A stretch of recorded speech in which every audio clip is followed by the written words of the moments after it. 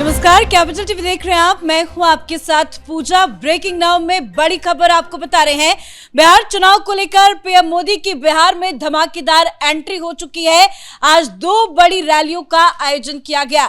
सुबह सुबह पीएम मोदी कर्पूरी ठाकुर के गांव में पहुंचे, उनके परिवार वालों से मुलाकात की और उनको श्रद्धा सुमन भी अर्पित की। तस्वीरें भी आपको दिखा रहे हैं। और समस्तीपुर में एक बड़ी रैली का आयोजन किया गया था, जिसमें पीएम मोदी ने अपना भाषण दिया और तेजस्वी यादव और लालू प्रसाद यादव पर वो जमकर बरसे हैं। लालू के जंगल राज की याद दिलाई है, भ्रष्टाचार की बात कही है और पीएम मोदी ने यह भी कहा कि ये नहीं भूलना चाहिए कि ये लोग जमानत पर बाहर है, यानी कि एक चेतावनी भी दी है भ्रष्टाचार का जिक्र करते हुए। साथ ही कई बड़ी बातें भी पीएम मोदी की तरफ से इस रैली में कही गई है। लेकिन एक और बड़ी खबर यह भी सामने आ रही है कि जब से तेजस्वी यादव को सीएम कैंडिडेट का उम्मीदवार घोषित किया गया है, तब से महागठबंधन में बवाल और ज्यादा बढ़ता जा रहा है। तेजस्वी के नेतृत्व को कोई पसंद नहीं कर रहा है और अलग अलग प्रतिक्रिया भी सामने आ रही है। तो क्या कुछ चल रहा है महागठबंधन में, वो भी आपको बताएंगे। और कैसे पीएम मोदी ने डबल अटैक किया है तेजस्वी यादव पर, उस पर भी चर्चा करेंगे। ज्यादा जानकारी के साथ मेरे साथ जुड़े हुए हैं न्यूज रूम से हमारे सहयोगी और सीनियर जर्नलिस्ट राज सिंह। सबसे पहले बात करते हैं पीएम मोदी का। आज उनकी दो बड़ी रैलियों का आयोजन, लेकिन उनके भाषण को अगर गौर से सुना जाए तो वो सीधा सीधा टारगेट तेजस्वी यादव को कर रहे थे, लालू यादव को कर रहे थे और खास बात उनके भ्रष्टाचार का जिक्र कर रहे थे। ये कितनी बड़ी मुसीबत बढ़ा सकता है तेजस्वी यादव को? देखिए, आज जो प्रधानमंत्री मोदी ने वहां पे जो बात कही है कि ये लोग, चोरी इनकी आदत है। ये जो पूरा लालू परिवार है और ये जो राष्ट्रीय जनता दल और जो महागठबंधन जो है, इनकी आदत है चोरी। ये बाप बेटे पूरा परिवार जो इनका है, चाहे लालू यादव हो, तेजस्वी हो, राबड़ी हो, उनकी जो बहन है वो भी, इन सबों के ऊपर गंभीर भ्रष्टाचार के आरोप हैं और ये सब लोग जमानत पे बाहर हैं। और बाकी की तो बात छोड़िए, जो लालू यादव हैं वो तो चारा घोटाले में वो कोई अभियुक्त नहीं है, कोई आरोप नहीं है उनके ऊपर। वो तो दोषी साबित हुए हैं, जेल गए थे, वो जेल में थे और अभी अपने स्वास्थ्य को आधार बना करके, गिरते स्वास्थ्य को आधार बना करके, और वही बेल पे बाहर हैं। सब लोग ही बेल पे बाहर हैं। तो ये समझिए, ये लोग, प्रधानमंत्री का ये कहना था कि भाई चोरी तो इनकी आदत है ना। और अब वो कि नया काम कर रहे हैं। वो क्या कर रहे हैं? जन नायक की जो उपाधि है, जो कर्पूरी ठाकुर को दी गई थी, आज वो गए थे, माल्यार्पण वगैरह किया उन्होंने। अब देखिए, कर्पूरी ठाकुर को जन नायक की उपाधि दी गई थी और अब ये लोग जन नायक को भी चुरा रहे हैं। मतलब पैसा तो चुराया, अब उपाधि भी चुरा रहे हैं। ये इस तरह की बात है। अब कर्पूरी ठाकुर के बारे में आप जानिए कि बिहार में जो कर्पूरी ठाकुर थे, उनकी छवि ऐसी है, उनके पास अपना घर तक नहीं था। अपना बेटा जब उनसे नौकरी मांगने गया कि भाई हमारे लिए कुछ कीजिए, पता है उनको क्या किया? इस्तूरा दिया, चूंकि वो नाई परिवार से आते थे। बोले कि बेटा जाओ और वहाँ पे जा करके लोगों की हजामत बनाओ और पैसा कमाओ। तुम्हारा बाप मुख्यमंत्री है तो ये मत सोचो कि हम तुम्हारे लिए कुछ करेंगे। सोचिए वो कितना ईमानदार आदमी था। और वैसे व्यक्ति की जो उपाधि है जन नायक, वो लोग इसको चुराने की कोशिश कर रहे हैं।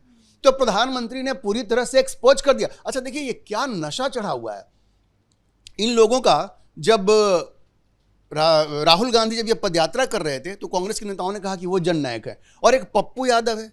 मतलब पप्पू यादव ने एक सभा में, जो वोट चोरी की जो सभा इनकी रैली हो रही थी, उसमें कह दिया कि ये तो तेजस्वी जन नायक है। मतलब कर्पूरी ठाकुर को कभी राहुल गांधी से कंपेयर कर देते हैं, कभी ये तेजस्वी यादव से कंपेयर कर देते हैं। ये पूरे जो लोग इसमें हैं महागठबंधन में, इनमें शर्म नाम की चीज़ नहीं है।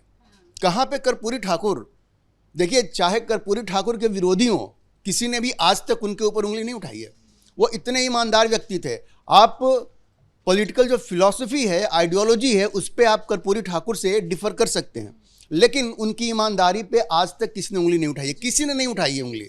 और वैसे व्यक्ति से आप कंपेयर कर रहे हैं उनको, जिनका पूरा परिवार भ्रष्टाचार के गंभीर आरोपों में फंसा हुआ है।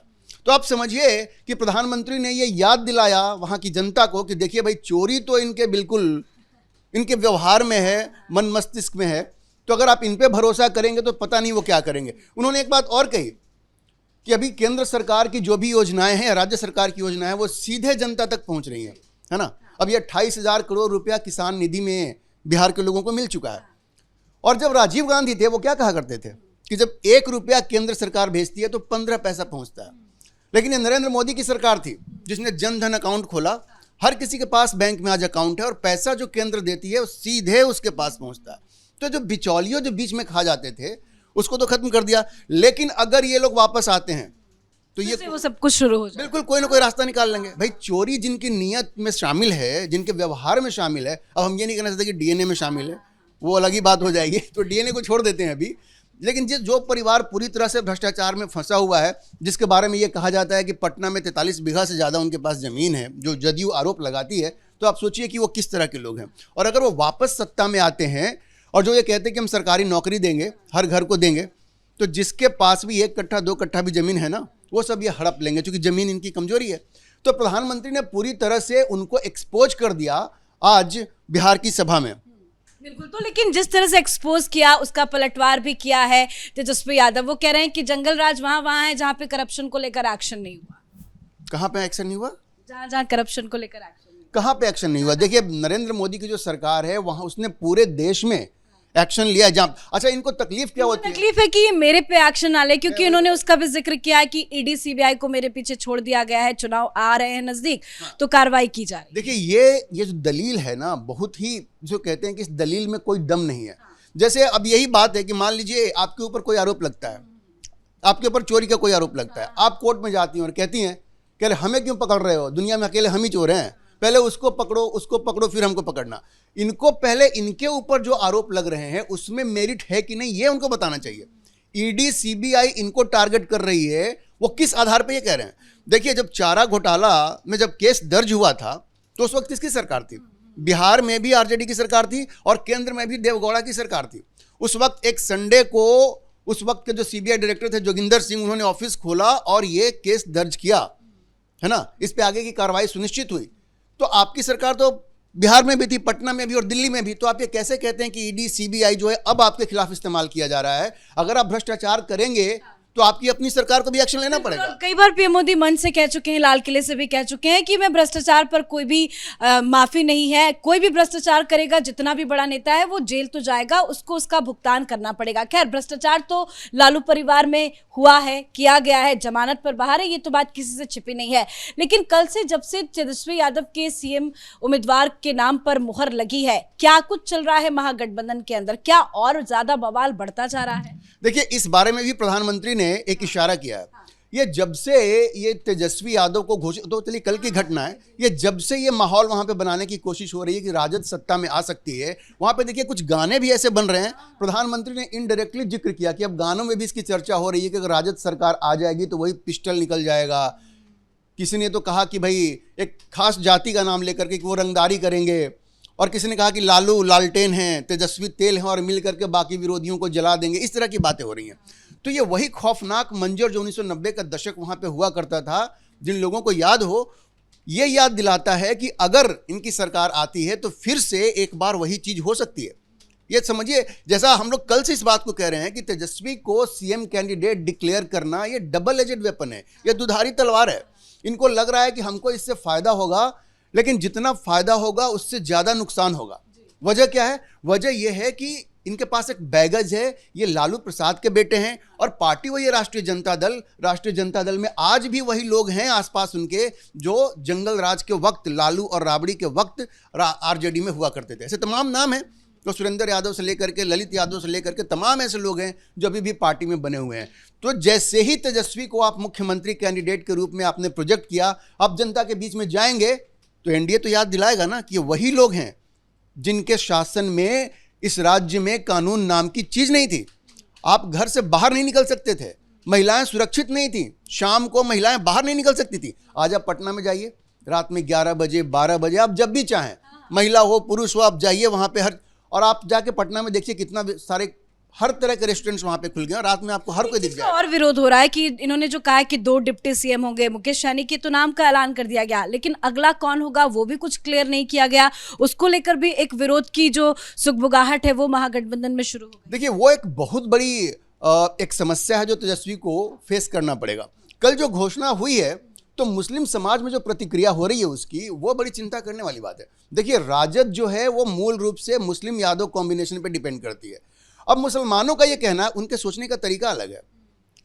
उनका ये कहना है, अभी जो कास्ट सर्वे करवाया ना अभी, तो उसमें क्या निकल के सामने आया था कि यादव सबसे बड़ा ग्रुप है, 14% के आसपास उनकी आबादी है, ठीक है, और जो मुसलमान हैं वो लगभग 18% हैं, 17.7%। तो उनका ये कहना है कि जो 14% यादव है वो मुख्यमंत्री होगा, 2 से 3% जो ये सहनी मल्लाह हैं वो उप मुख्यमंत्री होगा, तो 18% वाला है कि हम लोग दरी बिछाते रहेंगे। अब ये बयानबाजी हो रही है और खुल करके MIM जो है उनके नेताओं की तरफ से ये बयानबाजी हो रही है, वो अपने लिए, देखिए इस बार MIM जो लगभग 100 सीटों पर लड़ने जा रहा है वहाँ पे, तो वो अब इसको मुद्दा बनाएंगे कि मुसलमान क्या करेगा, मुसलमान सिर्फ जा करके तेजस्वी को मुख्यमंत्री बनाएगा और सहनी को उप मुख्यमंत्री बनाएगा, हमको क्या मिलेगा। अच्छा, पप्पू यादव बीच में कह रहे हैं कि मैं वादा कर रहा हूँ एक डिप्टी CM जो है वो मुसलमान ही होगा। अच्छा, पहले मुझे ये बताइए कि पप्पू यादव की स्टैंडिंग क्या है भाई, आप किस बिना पे, आप राहुल गांधी हैं। देखिए मुझे समझ में नहीं आता, ये व्यक्तिगत जीवन में भी होता है, हर जगह होता है भाई। एक जो चमचा होता है वो हमेशा चमचा होता है, मैं इस शब्द का इस्तेमाल नहीं करना चाहता था, लेकिन जरूरी इसलिए है कि ये वही पप्पू यादव हैं जो जबरदस्ती कांग्रेस के नेता के तौर पे अपने आप को उभारने के लिए बेचैन रहते हैं। लेकिन इनको जब टिकट देने की बात आई पूर्णिया से तो कांग्रेस ने टिकट नहीं दी, निर्दलीय इनको लड़ना पड़ा।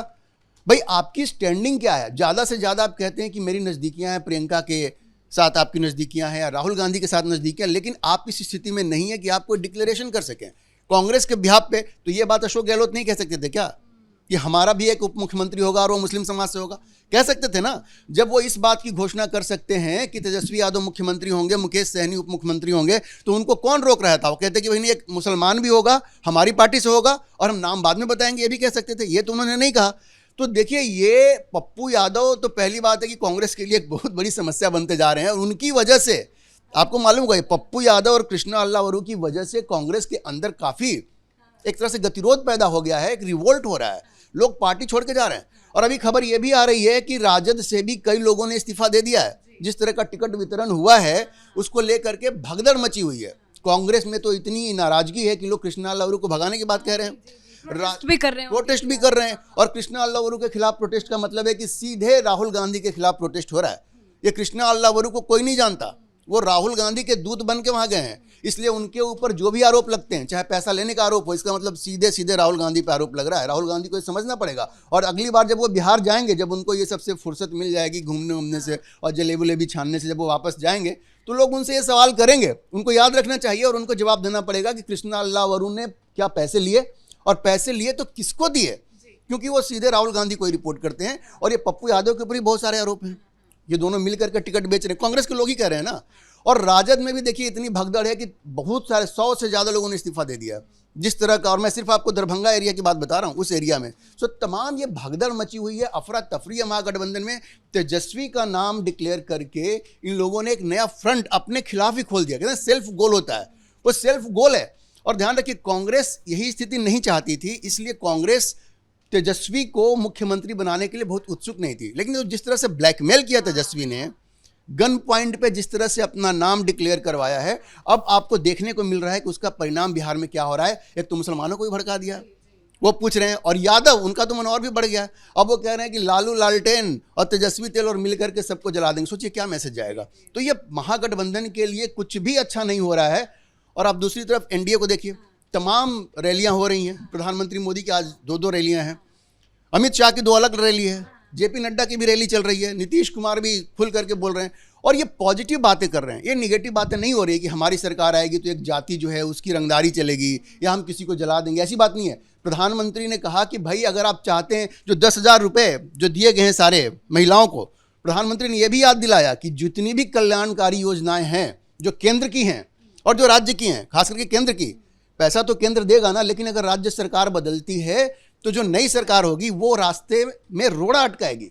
और ये जो पैसा आपको मिल रहा है, चाहे वो किसान निधि का पैसा हो, चाहे अन्य जो योजना है उसका पैसा हो, फिर हो सकता है आपके पास नहीं पहुंचे। तो प्रधानमंत्री ने यह कहा कि अगर आप चाहते हैं कि पैसा आप तक पहुंचता रहे तो फिर आपको एनडीए की ही सरकार चुननी पड़ेगी। जी बहुत बहुत धन्यवाद इतनी जानकारी के लिए। तो कुल मिलाकर कह सकते हैं कि एक तरफ एनडीए पूरी तरह से तैयार है, बड़े बड़े नेता चुनावी मैदान में उतर चुके हैं, पीएम मोदी से लेकर अमित शाह, जेपी नड्डा से लेकर तमाम बीजेपी शासित प्रदेश के मुख्यमंत्री भी चुनावी मैदान में कूद पड़े हैं। लेकिन महागठबंधन में अफरा तफरी की स्थिति है। जब से तेजस्वी यादव के मुख्यमंत्री के नाम पर ऐलान हुआ है तब से ये बवाल लगातार बढ़ता जा रहा है। आरजेडी में भी इस्तीफे की खबरें सामने आ रही है और कांग्रेस पार्टी भी टूट चुकी है। कुल मिलाकर लेकर चुनाव से ऐन वक्त पहले महागठबंधन में बड़ी दरार पड़ चुकी है। इस बड़ी खबर में मेरे साथ फिलहाल इतना ही। कैमरा पर्सन रवि के साथ मैं पूजा, कैपिटल टीवी।